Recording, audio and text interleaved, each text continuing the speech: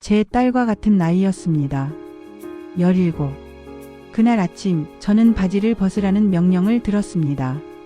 명령한 사람은 제가 평생 한 번도 본 적 없는 남자들이었습니다. 여러분, 이 이야기를 저는 60년 동안 단 한 번도 밖으로 꺼내지 못했습니다. 오늘 처음으로 말합니다. 북한 선발장에서 무슨 일이 벌어졌는지. 제 이름은 박지연입니다. 올해 60입니다.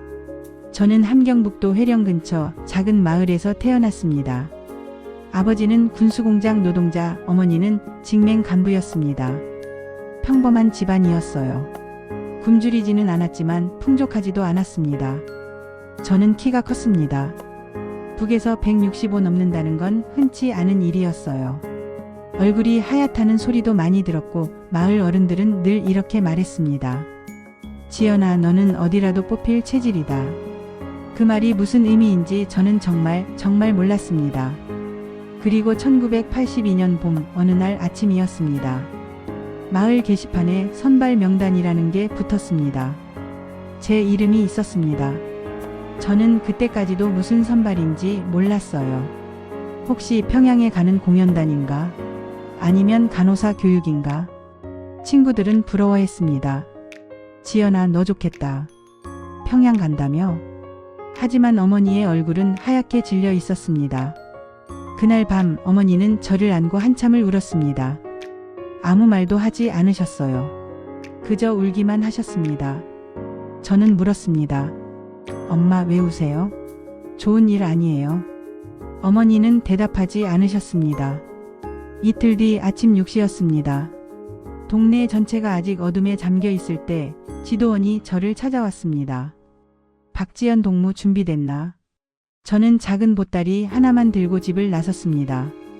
마을 입구에는 트럭 한 대가 서 있었고 그 안에는 이미 4명의 소녀들이 타 있었습니다. 다들 제 또래였어요. 16, 17. 우리는 서로 말을 걸지 못했습니다. 그저 떨고 있었죠. 트럭이 출발했습니다. 창문도 없는 캄캄한 짐칸이었습니다. 한 친구가 작은 목소리로 물었어요. 우리 어디 가는 거야? 아무도 대답하지 못했습니다. 2시간쯤 지났을까요? 트럭이 멈췄습니다. 문이 열리고 지도원이 올라탔습니다. 그는 말했습니다. 이번 선발은 아주 높은 자리의 행사다. 좋은 오빠가 너희를 본단다. 너희는 선택받은 아이들이다. 조국의 영광이다. 긴장하지 말고 시키는 대로만 하면 된다. 우리는 무슨 말인지 몰랐습니다. 그저 무서웠습니다. 한 친구가 울기 시작했어요. 엄마한테 말이라도 해야 하는데. 그때 지도원이 소리쳤습니다. 조용히 해라. 집에는 이미 통보했다. 울 시간에 정신 똑바로 차려라. 그 친구는 입을 막고 소리 없이 울었습니다. 저도 눈물이 났지만 참았습니다. 우리는 평양 외곽의 큰 건물로 도착했습니다. 남산병원 같은 시설이었어요. 하지만 간판은 없었습니다. 문이 닫히자 군인들이 나타나 입구를 지켰습니다. 우리는 긴 복도를 따라 걸었고 끝에 있는 방으로 안내됐습니다. 방 안에는 하얀 침대와 의자들이 줄지어 있었습니다. 저는 그때까지도 그냥 건강검사인 줄 알았습니다. 학교에서 하는 신체 검사처럼요. 하지만 그게 아니었습니다. 문이 열리고 흰 가운을 입은 남자 의사가 들어왔습니다. 그 뒤로 2명의 간호사가 따라왔고 벽에는 강한 조명이 켜졌습니다. 의사는 우리를 한번 흘러보더니 차갑게 말했습니다. 옷 벗어라. 전부. 여러분. 17살 소녀가 모르는 남자 앞에서 옷을 벗는다는 게 어떤 의미인지 아시겠습니까? 저는 움직일 수가 없었습니다. 옆에 있던 친구도 얼어붙어 있었어요. 그러자 의사가 소리쳤습니다. 시간 없어. 빨리 벗으라고 했지. 간호사 한 명이 다가와 제 옷을 억지로 벗기기 시작했습니다. 저는 그냥 서 있을 수밖에 없었습니다. 친구 하나가 울면서 바지를 내렸습니다. 또 다른 친구는 몸을 떨고 있었어요.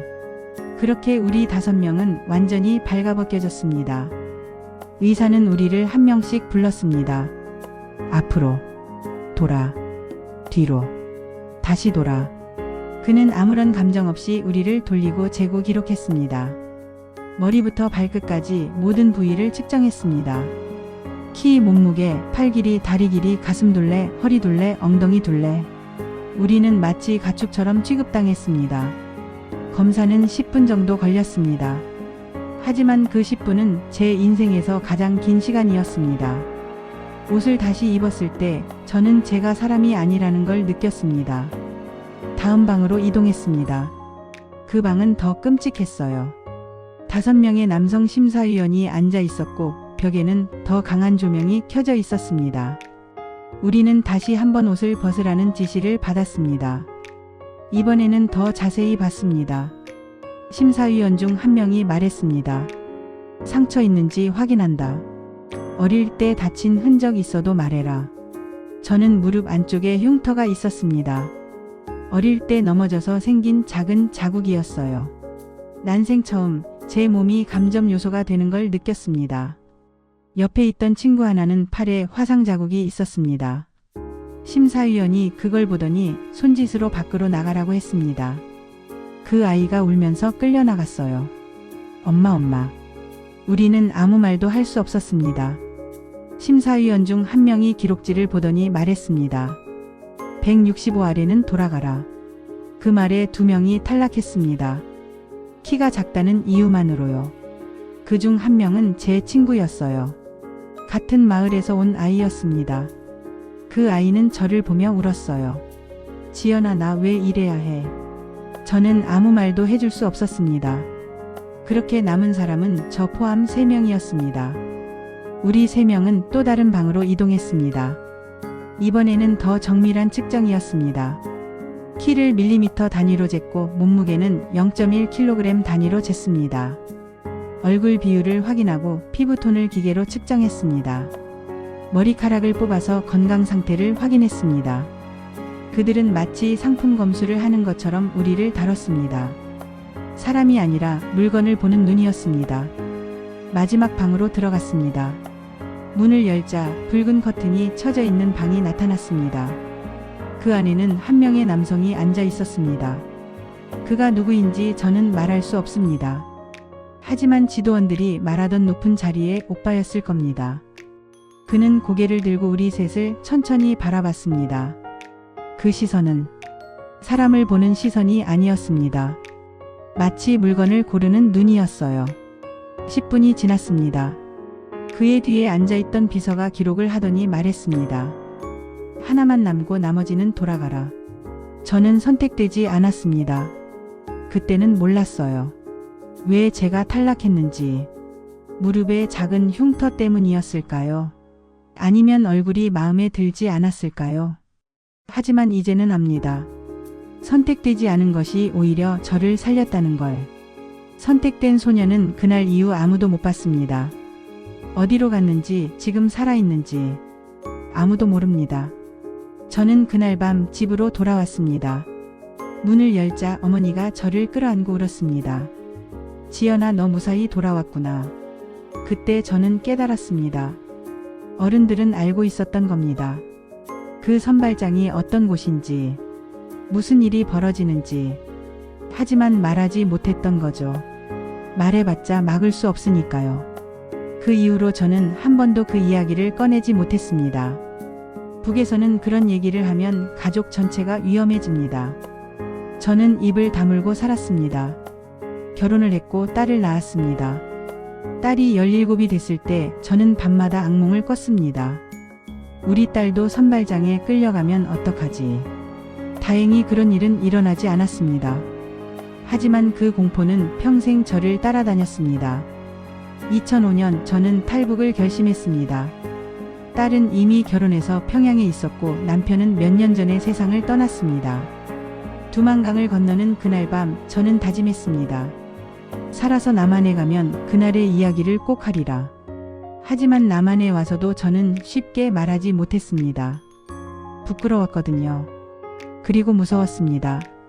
여러분, 제가 이 이야기를 60년 만에 꺼낸 이유는 하나입니다. 잊혀져서는 안 되기 때문입니다. 저처럼 선발장에 끌려갔던 수많은 소녀들이 있습니다. 어떤 아이는 돌아왔고 어떤 아이는 돌아오지 못했습니다. 저는 살아남은 사람으로서 그 아이들을 대신해 말할 의무가 있습니다. 그것이 제가 살아있는 이유라고 생각합니다. 저는 이제 60입니다. 제 인생의 절반 이상을 북한에서 살았고 나머지 절반은 남한에서 살고 있습니다. 이제는 말할 수 있습니다. 자유로운 나라에 살고 있으니까요. 북에 있는 제 딸에게는 이 이야기를 해주지 못했습니다. 하지만 언젠가 통일이 되면 그때는 딸에게도 말해주고 싶습니다. 엄마가 어떻게 살았는지, 그리고 왜 탈북을 할 수밖에 없었는지. 이 이야기는 저 혼자만의 이야기가 아닙니다. 저와 같은 처지였던 수많은 17살 소녀들의 이야기입니다. 그 아이들을 기억해 주세요. 제가 살아서 여기까지 온 이유는 바로 이 이야기를 전하기 위함이었습니다. 시청해 주셔서 감사합니다.